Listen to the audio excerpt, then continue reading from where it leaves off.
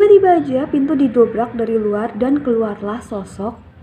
Halo semuanya, terima kasih udah ngeklik video ini. Langsung aja kita ke ceritanya ya. Jadi kisah horor kali ini dari seorang yang meminta disebut namanya Dewi. Nah, kisah ini dialami langsung oleh Pak D-nya Dewi yang namanya Pak Ahmad. Peristiwa ini terjadi pada saat Dewi ya sekitar tahun 2008-2009 gitu. Sebelum masuk ke ceritanya lebih jauh, aku akan menceritakan sedikit ya guys tentang latar belakang dari Pak D-nya Dewi atau Pak Ahmad ini. Nah, jadi beliau ini adalah sosok yang memiliki kepribadian yang sangat baik. Beliau ini suka berbagi dengan orang-orang sekitar di tengah segala keterbatasan ekonomi keluarganya sendiri. Nah, selain itu, beliau ini juga dikenal sebagai orang yang sangat soleh. Setiap hari ngaji dan setiap mendengarkan azan tanpa menunda-nunda, beliau langsung mendirikan sholat berjamaah di masjid.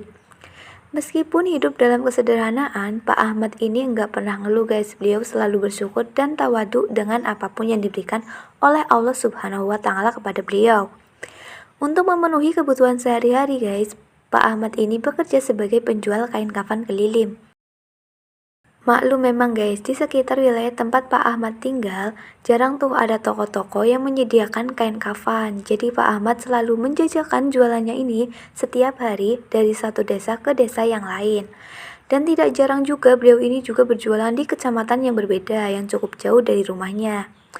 Setiap harinya Pak Ahmad ini berangkat dari pagi dan biasanya pulang ke rumah itu saat matahari sudah mulai terbenam. Dan saat kembali ke rumah guys, biasanya dagangan Pak Ahmad ini udah habis terjual loh. Dan uang dari hasil jualannya ini selalu beliau berikan kepada istrinya untuk kebutuhan keluarganya sehari-hari. Kenapa dagangan Pak Ahmad ini selalu habis? Hal ini dikarenakan beliau ini tinggal di sebuah kota kecil yang terkenal sebagai tempat eksekusi narapidana kelas. Kecamatan tempat Pak Ahmad ini tinggal guys, aksesnya cukup jauh memang menuju ke pusat kota. Jadi tempat banyaknya toko yang menjual kain kafan itu cuma ada di pusat kota aja. Makanya ketika warga di daerah tersebut ingin membeli kain kafan untuk menguburkan jenazah, kan mau nggak mau mereka harus menempuh jarak yang nggak dekat menuju ke pusat kota. Karena hal inilah Pak Ahmad pun kemudian memutuskan untuk menjalani profesi penjual kain kafan. Dan selain sebagai salah satu upaya menafkahi keluarganya, hal itu juga beliau lakukan untuk memudahkan warga di daerah tempat tinggal mereka yang juga membutuhkan kain kafan bisa lebih gampang nih belinya kayak gitu. Sampailah tiba pada suatu hari seperti biasa nih Pak Ahmad berangkatlah dari rumah kan di pagi hari setelah sarapan dan mulai berkeliling menjajakan dagangannya di sekitar rumahnya hingga menuju ke beberapa wilayah yang jauh dari tempat tinggalnya. Tetapi entah kenapa tumben-tumben pula hari itu tidak ada seorang pun yang membeli kain kafannya Pak Ahmad. Sehingga dagangan Pak Ahmad ini belum laku satupun. Padahal di hari-hari biasa, kain kafan ini selalu terjual loh. Entah satu atau dua buah lah. Yang pasti akan selalu ada yang beli. Tapi meskipun sampai menjelang siang nih belum juga ada yang laku satupun. Dan pada saat itu Pak Ahmad masih berpositif thinking guys. Dan beliau belum mau balik ke rumah. Ini kan masih sore, aku lanjut jalan aja lah. Dulu siapa tahu nanti ada yang beli, gitu pikirannya Pak Ahmad.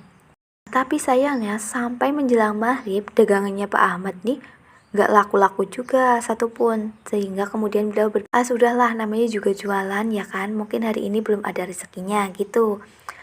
Akhirnya karena beliau ini juga kelelahan setelah jualan keliling seharian, Pak Ahmad pun memutuskan untuk mampir ke musola terdekat untuk istirahat dan juga sholat maghrib terlebih dahulu sebelum nantinya balik ke rumah. Dan memang sudah kebiasaannya Pak Ahmad guys, setiap kali beliau ini berjualan lumayan jauh, beliau selalu menyempatkan sholat di masjid terdekat. Takutnya kan kalau misalnya sholat di rumah nanti waktu maghribnya udah keburu habis kan ya. Nah setelah selesai sholat maghrib kan guys, Pak Ahmad ini duduk-duduk bentar lah itu di teras musola tuh untuk melepas lelah. Dan di saat itu pula tiba-tiba Pak Ahmad ini dihampiri oleh seorang bapak-bapak pakai baju koko putih yang tadinya juga ikut sholat tuh sama dia di musola. Kita sebut aja namanya bapak-bapak ini Pak Kamil. Nah jadi Pak Kamil berbasa-basi lah mengajak ngobrol Pak Ahmad. Dia tanya, "Bapak jualan apa Pak?" "Oh ini saya jualan kain kafan." "Masya Allah, gimana hari ini? Pasti rame ya Pak ya?" Alhamdulillah Pak, biasanya ramai tapi hari ini belum ada yang laku. Oh alah, emang Pak Ahmad ini asalnya dari mana? Kayaknya bukan dari sini ya Pak ya? Oh iya Pak, saya dari desa X. Oh jauh sekali itu dari sini. Pak Kamil yang merasa iba melihat kondisi Pak Ahmad yang sudah menempuh jarak jauh dengan dagangan yang belum laku-laku juga itu. Akhirnya beliau mengucapkan sesuatu yang membuat Pak Ahmad ini kaget sekaligus bersyukur. Dia bilang, "Oh ya udah gini aja Pak Ahmad, semua dagangan Bapak hari ini saya beli semuanya ya." Lah betul Pak. Iya betul Pak, ini berapa semuanya? Bapak hitung nanti saya aja yang beli. Tuh kata Pak Kamil sambil tersenyum. Dan mendengar hal itu, Pak Ahmad yang hari itu jualannya sepi, ya jelas ngerasa senang kali loh ya, mendapat rezeki yang tak disangka-sangka ya kan. Beliau langsung bisa membayangkan akan langsung memberikan uangnya kepada istrinya yang ada di rumah. Pokoknya senang sekali lah. Nah, tidak lama setelah itu Pak Ahmad ini memang nggak langsung balik ke rumah guys, karena beliau ini harus mengantarkan semua dagangannya itu atau kain kafannya ke rumahnya Pak Kamil terlebih dahulu. Soalnya kan transaksi jual beli kain kafan tadi dilakukan di depan musola kan, bukan di rumahnya Pak Kamil. Apalagi juga dagangan yang dibeli waktu itu banyak loh. Sehingga Pak Kamil nggak mungkin lah bawa dagangan itu sendirian kan. Nah, mereka pun berdua pergilah ke rumah Pak Kamil untuk mengantarkan kain kafan ini. Nah, sesampainya di rumah Pak Kamil, istrinya Pak Kamil, ya kita sebut aja Bu Kamil kan ya, beliau menyambut hangat nih kedatangan suaminya dan juga tamu suaminya. Dan juga menyediakan secangkir kopi hangat, sambil Pak Ahmad ini terus memasukkan semua kain kafan yang dibeli sama Pak Kamil itu ke dalam rumah. Nah, waktu nyampe di rumah ini guys, Pak Ahmad ini merasa terkesima sekali karena apa? Rumah Pak Kamil betul-betul besar, terawat. Rumahnya bahkan lantai sama dindingnya itu terbuat dari marmer mahal. Perabot-perabotannya juga kelihatan mahal-mahal, jauh berbeda kali sama perabotan yang ada di rumahnya Pak Ahmad. Setelah semuanya selesai, setelah barang-barangnya dimasukkan semuanya ke dalam rumah, Pak Kamil ngomong ini, "Pak Ahmad, kalau mau istirahat aja dulu di sini, barangkali mau mandi dulu sekalian nanti sholat isya," kata Pak Kamil kan. Nah, mendengar tawaran dari Pak Kamil, Pak Ahmad pun dengan senang hati guys langsung mengiyakan. Di situ Pak Ahmad mikir, lumayan nih, aku bisa rebahan sebentar. Memang waktu itu Pak Ahmad ini capek sekali guys, seharian keliling gak laku-laku. Ditambah lagi di rumah tersebut Pak Kamil sama Bu Kamil ramah sekali menyambut kehadiran Pak Ahmad kan. Gak cuma kopi hangat aja yang mereka siapkan guys, mereka juga menyiapkan berbagai macam makanan dan minuman enak untuk Pak Ahmad. Pak Ahmad pun sangat bersyukur telah dipertemukan dengan keluarga sebaik itu. Nah, selepas sholat isya, Pak Ahmad ini pun diajak ngobrol tuh sama Pak Kamil. Mereka sambil bertukar cerita lah tentang banyak hal, hingga tidak terasa waktu menunjukkan pukul 10 malam. Pak Ahmad pun kemudian berpamitan lah mau pulang ke Pak Kamil sama istrinya Pak Kamil. "Terima kasih banyak atas jamuannya, terima kasih juga atas bantuannya. Saya pulang dulu ya Pak, istri sama anak saya pasti sudah nunggu saya pulang," kata beliau. Tapi karena sudah terlalu larut malam dan jalanan sudah sepi, Pak Kamil jadi khawatir kan sama keadaannya Pak Ahmad. Dan sekali lagi Pak Kamil ini menawarkan Pak Ahmad sesuatu yang bukan hanya beristirahat sejenak di rumah itu, melainkan Pak Kamil menawarkan Pak Ahmad untuk bermalam di rumahnya. Memang guys, di kota tempat mereka tinggal itu situasinya masih kental sekali akan hal-hal mistis, sehingga sangat tidak disarankan bagi warga sekitar untuk berkeliaran malam-malam hari. Rawan terjadi hal-hal yang tidak diinginkan. Nah, mendengar tawaran dari Pak Kamil itu, sebenarnya hati kecil dari Pak Ahmad ini menolak guys, karena merasa nggak enak lah ya atas semua kebaikan yang sudah dikasih sama Pak Kamil yang udah diborong dagangannya, udah dikasih makan, disuruh juga nginep di sini, kan gak enak kan ya. Tapi lagi-lagi Pak Kamil dan istrinya memberikan alasan yang lagi-lagi pun masuk akal. "Rumah kamu jauh, malam jalannya gelap," kayak gitulah.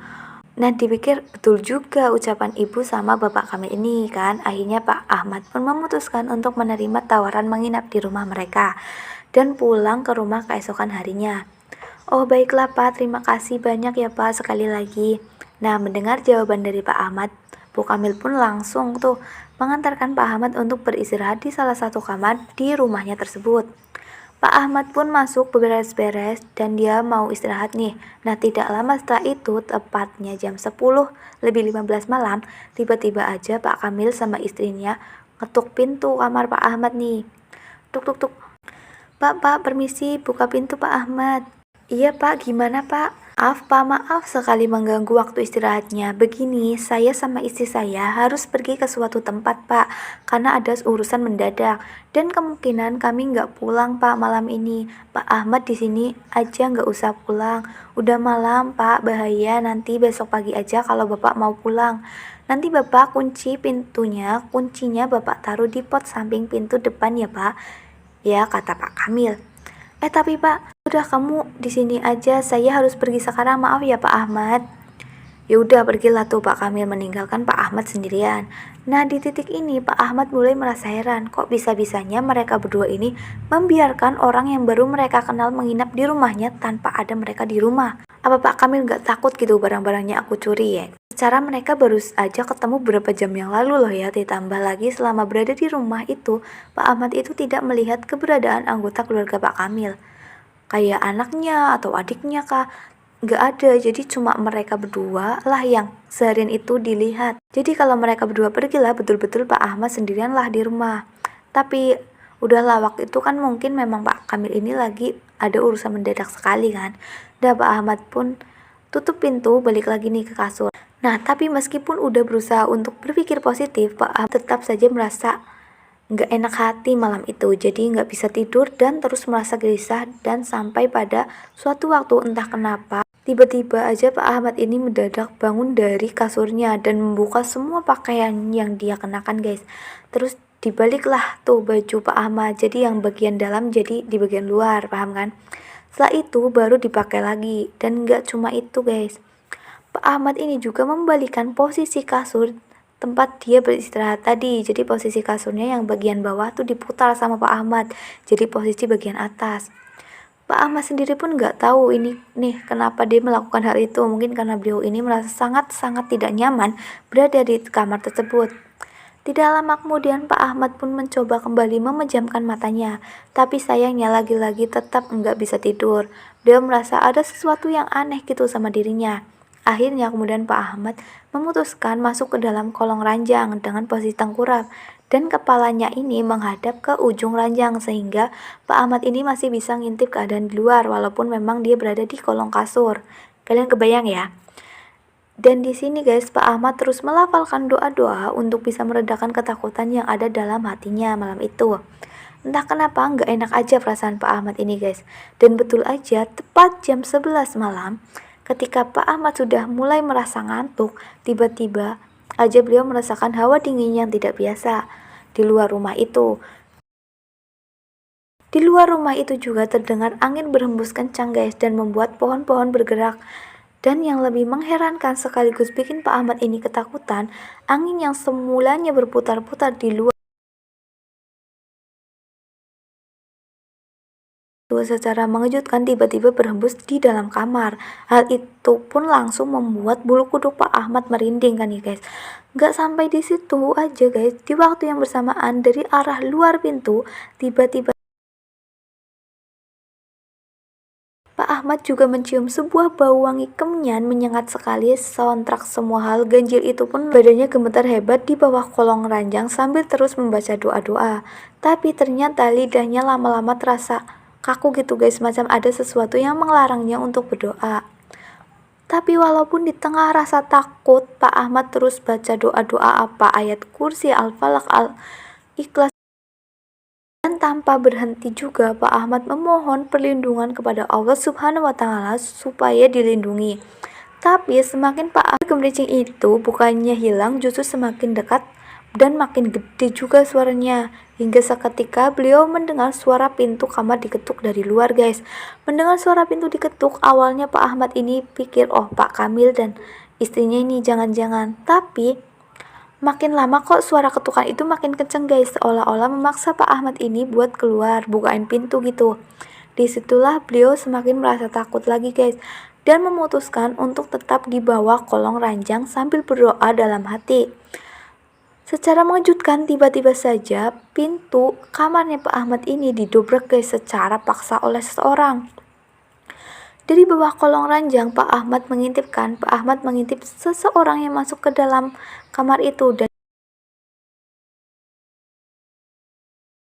Dan di momen itulah Pak Ahmad betul-betul terkejut dan bergetar badannya karena beliau sosok Sosok itu adalah sosok nenek-nenek berbaju putih lusuh, berambut panjang, rambutnya juga berwarna putih menjuntai ke lantai, kukunya hitam panjang-panjang, dan yang lebih menakutkan lagi, Pak Ahmad melihat wajah nenek tersebut hancur berantakan. Ada beberapa bagian dari wajahnya itu yang macam gak utuh gitu loh guys. Dan nenek itu tampak lagi mengendus-endus kayak lagi cari sesuatu gitu, sambil berkata dengan suara yang sangat menyeramkan, "Ning endi kowe? Ayo melu aku." Nah, melihat pemandangan tersebut, apa nggak makin keringet dingin Pak Ahmad kan ya? Dan untungnya beliau tidak putus-putus melantunkan doa dan juga sholawat. Ya Allah ya Robbi, ya Allah ya Robbi, astagfirullahaladzim, lindungi aku ya Allah. Nenek-nenek itu pun tetap mondar-mandir, dan setelah sekian lama si nenek itu mondar-mandir di kamar tersebut mencari dan juga mengendus bau-bau manusia, entah kenapa nenek tua itu malah tetap enggak bisa loh guys menemukan tubuhnya Pak Ahmad ini di bawah ranjang. Dikeliling-kelilingnya di kamar itu dan mungkin karena udah capek kali, akhirnya nenek ini pun menyerah dan memutuskan untuk pergi dah tuh. Tapi meskipun sosok nenek tua itu udah pergi, Pak Ahmad ini tetap aja memilih untuk berada di bawah kolong kasur tempat tidur itu guys. Gak maulah beliau keluar, beliau takut kalau nanti sosok itu balik lagi gimana. Akhirnya guys, setelah menunggu sekian lama dengan perasaan yang cemas dan tidak henti-hentinya melafalkan doa, azan subuh pun berkumandang guys. Barulah di situ Pak Ahmad memutuskan untuk keluar dari kolong kasur sambil mengucapkan Bismillahirrohmanirrohim. Dan mulailah beliau bersiap-siap menjalankan sholat subuh. Setelah sholat, Pak Ahmad pun juga merapikan tuh kamar yang tadinya berantakan kan. Setelah semuanya selesai, Pak Ahmad pun keluar dari kamarnya bermaksud mau segera pulang. Dan ketika Pak Ahmad melewati ruang keluarga, kalian tahu, disitulah Pak Ahmad melihat keberadaan Pak Kamil dan Bu Kamil yang ternyata udah balik nih ke rumah, entah sejak kapan. Nah, melihat Pak Kamil sama Bu Kamil yang lagi duduk bersama gitu di ruang keluarga kan, Pak Ahmad pun langsung menyapa dan bersikap seolah-olah tidak terjadi apa-apa. "Selamat pagi Bapak Ibu, aduh saya mau mengucapkan terima kasih banyak ya Bu atas semua bantuannya, jamuannya dan tumpangannya malam ini. Sekarang saya mau izin pulang dulu ya Bapak Ibu, terima kasih banyak sekali lagi." Itu kata Pak Ahmad. Tapi anehnya meskipun Pak Ahmad udah bersikap seolah-olah nggak terjadi apa-apa tadi malam, Pak Kamil yang melihat kemunculan Pak Ahmad justru tidak membalas sapaannya Pak Ahmad. Pak Kamil ini malah bengong, dia terkejut. Kok masih di sini?" Itu kata Pak Kamil, "Kok masih di sini?" Ya macam nggak percaya gitu loh. Nah, meskipun Pak Ahmad juga keheranan melihat reaksi dan ucapan dari Pak Kamil tadi, Ahmad yang perasaannya masih nggak enak memilih langsung bergegas keluar dari rumah dan pulang pada saat itu juga, dengan hati yang berdebar-debar. Sampailah di rumah, Pak Ahmad pun merasa tubuhnya jadi lemas sekali guys, dan enggak percaya dengan apa yang baru saja dia alami. Istrinya yang tadi malam menunggu pun merasa lega sekaligus heran juga, apalagi dia melihat wajah Pak Ahmad ini pucat pasi guys. Ibu nanya kan, Bapak dari mana aja, baru kali ini loh Bapak jualan gak pulang semalaman. Bapak kemana? Bapak tidur di mana Pak? Wah, kemarin Bapak tidur di rumah teman. Bapak kemalaman Bu, Bapak kemarin. Nah, di titik itu Pak Ahmad tidak menceritakan apa yang terjadi kepadanya malam tadi kepada sang istri ataupun juga anak-anaknya. Karena apa? Karena Pak Ahmad ini takutlah buat keluarganya khawatir. Tapi walaupun diselimuti ribuan pertanyaan akan kejadian yang beliau alami tadi malam, di hari itu Pak Ahmad yang sudah merasa cukup baikan pun tetap menjalankan rutinitasnya seperti biasa, yaitu berjualan kain kafan. Dan di hari itu Pak Ahmad memang sengaja berkeliling di desanya Pak Kamil, karena dalam hatinya Pak Ahmad itu tuh masih ngerasa sangat curiga kali lah dengan apa yang terjadi sebelumnya. Beliau juga ingin membuktikan kecurigaannya tersebut, makanya beliau mau ngecek tuh langsung sama mata kepalanya sendiri. Dan tidak berselang lama Pak Ahmad sampai di dekat rumahnya Pak Kamil. Pak Ahmad melihat sesuatu yang betul-betul membuatnya tercengang. Pak Ahmad melihat rumahnya Pak Kamil ini ramai didatangi oleh orang guys, dan beliau juga melihat ada bendera putih di depannya. Sebagai apa? Sebagai tanda duka cita karena ada warga yang meninggal dunia. Karena Pak Ahmad ini ingin tahu tentang apa yang sebenarnya terjadi pun langsunglah mendekat ke arah rumah tersebut kan ya guys, dan bertanya nih kepada salah seorang warga yang memang ada di sana. "Siapa yang meninggal Pak?" "Oh, itu yang meninggal Pak Kamil sama Bu Kamil," kata si bapak ini. Nah, mendengar jawaban tersebut, Pak Ahmad langsung terkejut kan, bukan kepalang. Baru tadi pagi loh aku berpamitan sama Pak Kamil, kondisi mereka baik-baik aja, bugar-bugar aja, sehat-sehat aja, gak ada terlihat sakit kok sekarang udah ditemukan meninggal dunia. Masih pagi juga itu.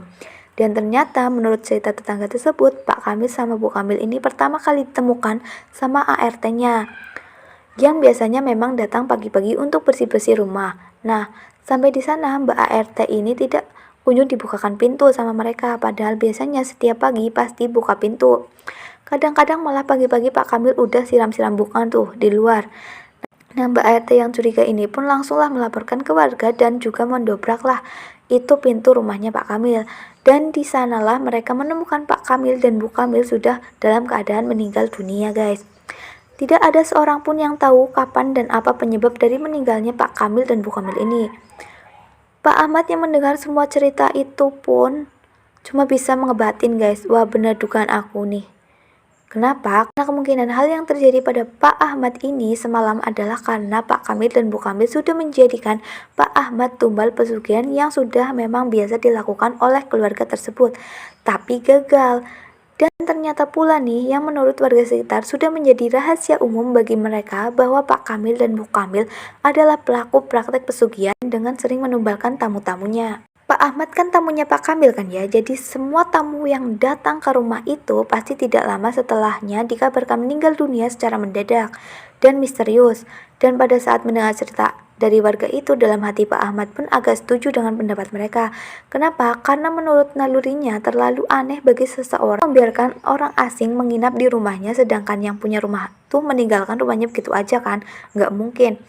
Dan katanya juga ya, ini entah benar atau tidak, bahwa katanya sebetulnya sosok-sosok yang akan menjemput tumbal ini, guys, merupakan sosok-sosok atau hantu atau setan atau jin yang stupid gitu loh. Karena apa? Karena ketika si penumbal ini ngasih tahu, wah tumbalmu ada di atas tempat tidur, ya mereka bakal cuma cari di atas tempat tidur aja, guys. Dan hal inilah yang memang diyakini sama Pak Ahmad ketika beliau mendapatkan instruksi dari Bu Kamil untuk beristirahat di atas kasur. Ahmad justru malah memilih tidur di kolong ranjang. Dan sampai sini kalian juga ingat kan, guys, kasur tadi tuh posisinya dibalikkan sama Pak Ahmad supaya apa? Supaya menghilangkan bau manusia dari kasur yang tadi sempat beliau tiduri, termasuk juga dengan pakaian yang beliau kenakan. Itu dibalikkan, itu tujuannya apa? Tujuannya supaya bisa mengkamuflase penglihatan dari setan itu. Walau alam nih ya, guys, tapi memang karena inilah Pak Ahmad ini bisa kayak selamat dari maut yang menjemput dia. Terima kasih yang udah nonton video ini sampai habis. Jangan lupa like video ini dan komen di bawah tentang cerita kalian. Dan jangan lupa untuk subscribe juga agar kalian gak ketinggalan video-video aku selanjutnya. Dadah!